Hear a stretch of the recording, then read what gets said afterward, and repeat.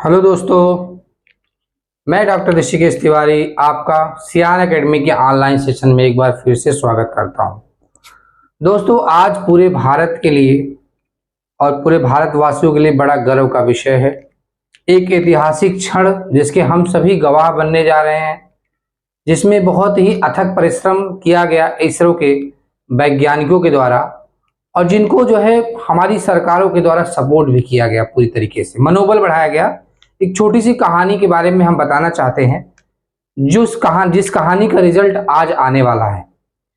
ये बात बहुत पहले की है कि जब जो है, जैसा कि हम लोग जानते हैं कि विक्रम साराभाई, जिनका बहुत बड़ा योगदान है हमारी भारतीय स्पेस एजेंसी में, अंतरिक्ष में जो रिसर्च हम करते हैं, अंतरिक्ष जो हमारा इसरो है, जो हमारा जो है इंडियन स्पेस ऑफ जो है आपका रिसर्च एंड ऑर्गेनाइजेशन है, इसमें जो इसके जो फाउंडर रहे हैं वो विक्रम साराभाई रहे हैं।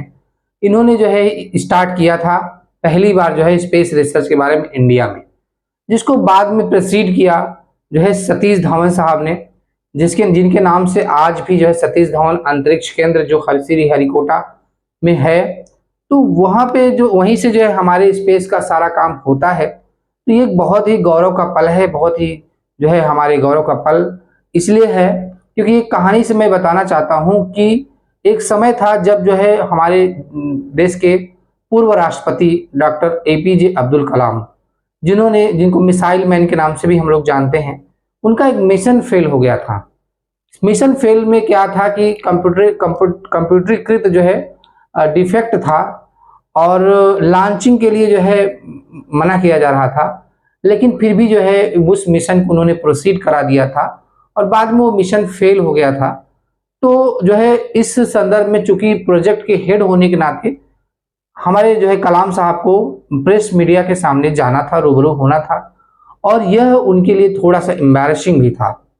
लेकिन उस समय के जो है आपके डायरेक्टर जो थे हमारे जो है सतीश धवन साहब, उन्होंने इस चीज को समझते हुए और खुद सामने आए और सामने आकर के उन्होंने जो है उसको टेक्निकल फॉल्ट करार दिया और अपने ऊपर जिम्मेदारी लेते हुए बोला कि भविष्य में हम इस परीक्षण को पुनः करेंगे और परीक्षण में सफलता प्राप्त करेंगे, ऐसा आश्वासन दिया। और बाद में ऐसा हुआ भी कि परीक्षण दोबारा हुआ सारी तैयारियों के साथ और बाद में वो सफल भी हुआ। और कलाम साहब को फिर दोबारा जब जो है प्रेस कॉन्फ्रेंस में जाना था, तब धवन साहब नहीं जाते हैं, तब जाते हैं कलाम साहब और उसकी पूरी जो है वार्तालाप मीडिया के सामने करते हैं और सारी बातें बताते हैं। तो ये होता है एक मनोबल को ऊंचा करना, जिसको कलाम साहब एक्नॉलेज भी करते हैं कि अगर इस तरह का हमारे डायरेक्टर साहब नहीं होते जो है उत्साहवर्धन हमारा किए, तो ये मिशन सक्सेस नहीं हो पाता।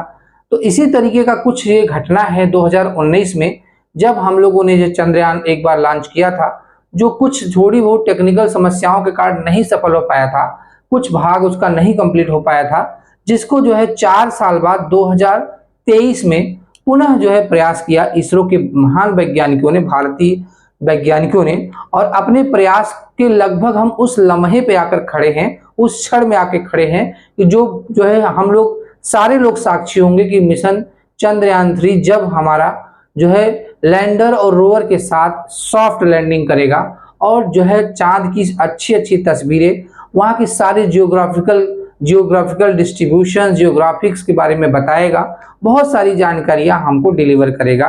तो यह हम लोग के लिए एक बड़ा गौरव का पल होगा, बहुत ही जो है अभिमान का पल होगा भारत देश के लिए। और इसमें वैसे ही घटना देखने को मिली भी है कि जो है हमारे यशस्वी प्रधानमंत्री माननीय नरेंद्र मोदी जी ने उस समय जब मिशन जो है सक्सेस नहीं हो पाया था पूरी तरीके से, तब उन्होंने उस समय जो है इसरो के डायरेक्टर साहब को गले लगाकर उनका जो है उत्साहवर्धन किया था और उन्होंने कहा था कि हम पुनः प्रयास करेंगे और दोबारा जब प्रयास करेंगे तो हम सफल होकर ही आएंगे। तो इस बार वो शायद पल आ गया है। तो हम सभी भारतवासी शुभकामनाएं देते हैं पूरी टीम को कि उनका मिशन जो है उनकी अपेक्षा से ज्यादा सफल हो और हम भारत इतिहास रचे, विश्व की जो है तमाम कुछ देशों की लिस्ट में नाम में आए कि जो है कारनामा करने वाला, और शायद मुझे लगता है कि विश्व में यह कारनामा करने वाला जो है पहला देश बने। तो हम फिर से एक बार सियान एकेडमी की तरफ से जो है पूरे भारतवासियों की तरफ से एक बार फिर से पूरी टीम को जो है हम शुभकामनाएं देते हैं उसकी सॉफ्ट लैंडिंग के लिए और उसकी सफलता के लिए। धन्यवाद। तो आज हम का लेक्चर लेकर आए हुए हैं जीवाणु पर। जीवाणु जो है ये हम लोग देखेंगे कि जीवाणु के अंदर हम लोग बात कर रहे थे।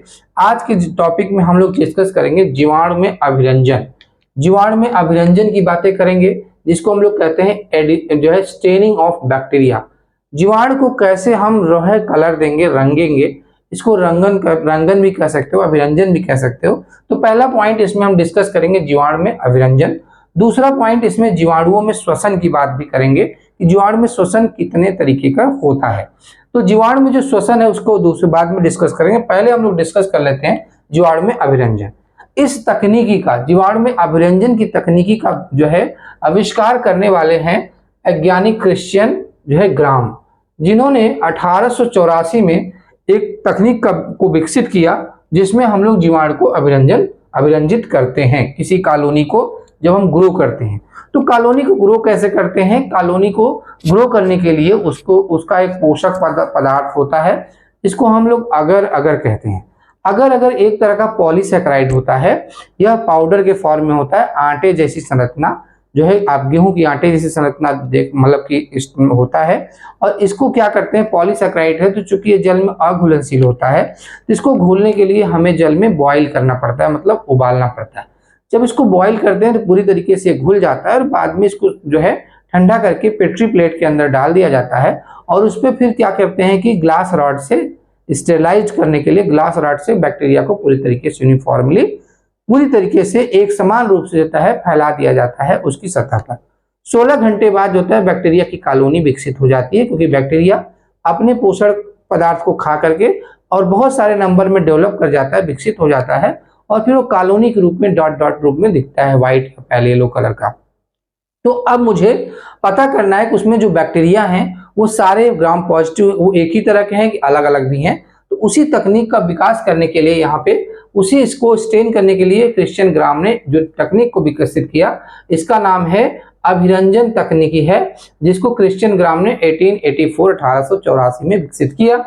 अब इस आधार पे इन्होंने बताया स्टेनिंग करके कि जो बैक्टीरिया होते हैं वो दो तरीके के होते हैं, ग्राम पॉजिटिव होते हैं और ग्राम नेगेटिव होते हैं। ग्राम पॉजिटिव बैक्टीरिया की क्या खासियत होती है? बेसिकली जो इनके जो है विभाजन किया गया है ग्राम पॉजिटिव ग्राम नेगेटिव, वो उनके कोशिका भित्ति के आधार पे किया गया है, क्योंकि उनकी कोशिका भित्ति के अंदर कुछ अंतर होता है। ग्राम पॉजिटिव की कोशिका भित्ति अलग तरीके से होती है और ग्राम नेगेटिव की कोशिका भित्ति अलग तरीके से होती है, मतलब पदार्थों की उपस्थिति के आधार पे उनकी कोशिका भित्ति में विभाजन समझा जा सकता है। अगर ग्राम पॉजिटिव बैक्टीरिया है तो उसमें जो होता है कि मुख्य रूप से देखा जाए तो जो कोशिका भित्ति बनी होती है वो पेप्टाइडोग्लाइकान की बनी होती है। तो पेप्टाइडोग्लाइकान की प्रतिशत मात्रा जो है ग्राम पॉजिटिव बैक्टीरिया में बहुत ज्यादा होती है, मतलब 85% तक होती है।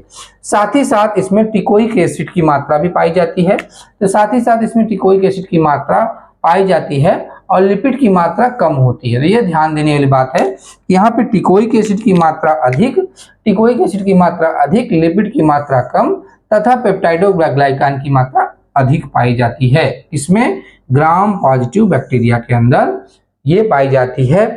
इससे जो है क्या होता है कि यह जब भी इनको इस बैक्टीरिया को ग्राम पॉजिटिव बैक्टीरिया जो भी होंगे, जब इनको हम लोग जो है क्रिस्टल वायलेट से रंग, जिस कलर से हम लोग रंग करते हैं उसका नाम है क्रिस्टल वायलेट, एक डाई है, अभिरंजक पदार्थ है।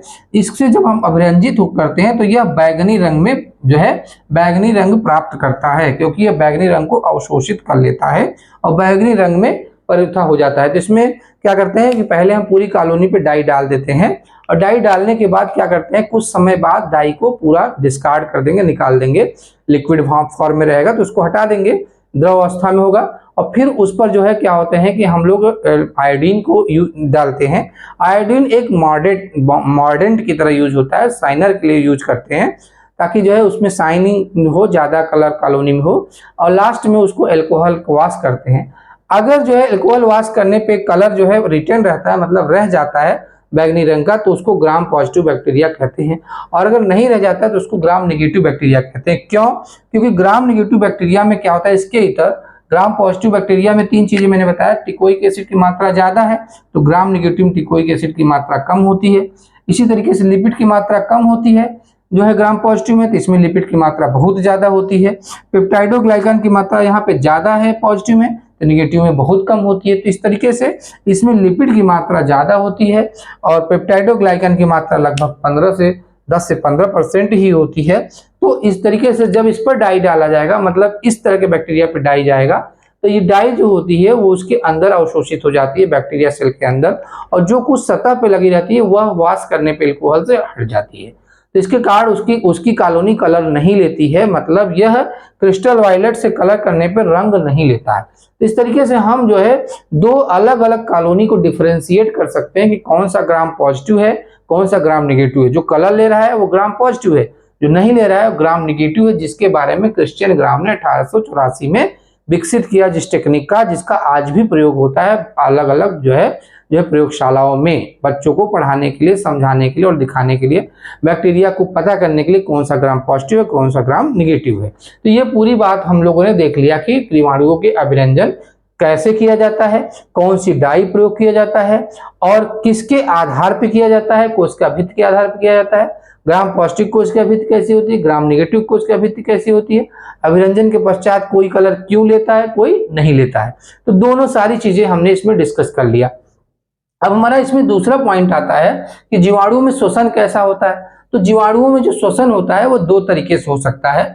एक होता है ऑक्सी जो है श्वसन वाले जीवाणु होते हैं, कि ऐसे जीवाणु जिनको श्वसन के लिए ऑक्सीजन की आवश्यकता पड़ती है, ऐसे जीवाणुओं को हम लोग ऑक्सी श्वसनी जीवाणु कहते हैं, जो एरोबिक जो है बैक्टीरिया के नाम से जानते हैं।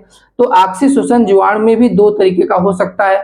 पहला अविकल्पी ऑक्सी जीवाणु होते हैं, मतलब इसको कहते हैं ऑब्लिगेट एरोबिक बैक्टीरिया, मतलब ये वो जीवाणु होते हैं जिनको अगर ऑक्सीजन आप नहीं दोगे, ऑक्सीजन की अनुपस्थिति होगी तो ये जीवित नहीं रहेंगे। इनके ऑक्सीजन जीवित रहने के लिए ऑक्सीजन बहुत आवश्यक होता है। तो इनको कहते हैं अविकल्पी, मतलब जिसका कोई विकल्प नहीं है, उनको वो चीज चाहिए, ऑक्सीजन आपको देना ही पड़ेगा, ऑक्सीजन के प्रेजेंस में ही ये जीवाणु जो है ये आपके बैक्टीरिया जीवित रहेंगे। तो ऐसे को कहते हैं अविकल्पी, मतलब ऑब्लिगेट है। और इसमें जो आता है वो आता है स्यूडोमोनास आता है, बैक्टीरिया का नाम है स्यूडोमोनास।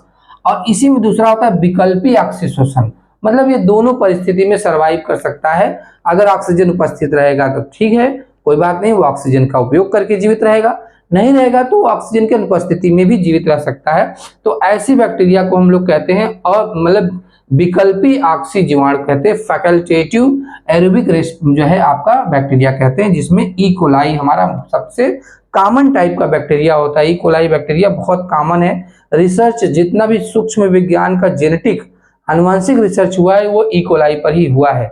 यह बैक्टीरिया बहुत काम का है। नेक्स्ट हम लोग बढ़ते हैं कि अनाक्सी श्वसन, मतलब ऐसे बैक्टीरिया को ऑक्सीजन की आवश्यकता नहीं पड़ती, जीवित रहने के लिए ऑक्सीजन की श्वसन के लिए ऑक्सीजन की आवश्यकता नहीं पड़ती है। इनको अनाक्सी जीवाणु कहा जाता है, एनएरोबिक बैक्टीरिया कहा जाता है। यह भी अविकल्पी अनाक्सी श्वसन जीवाणु होते हैं, मतलब इनके लिए अगर इनको ऑक्सीजन की उपस्थिति में रख दिया जाएगा तो ये जीवित नहीं रह पाएंगे, मतलब इनके लिए ऑक्सीजन फ्री इन्वायरमेंट जो है उत्पन्न करना बहुत जरूरी है। ऑक्सीजन फ्री इन्वायरमेंट होना चाहिए, ऑक्सीजन की अनुपस्थिति पूरी तरीके से होना चाहिए, तभी ये जीवाणु सर्वाइव करेंगे। ऐसे जीवाणु को हम लोग कहते हैं अविकल्पी अनाक्सी श्वसन जीवाणु कहते हैं, ऑब्लिगेट एनएरोबिक बैक्टीरिया के नाम से जाने जाते हैं। इसका उदाहरण है क्लास्ट्रीडियम।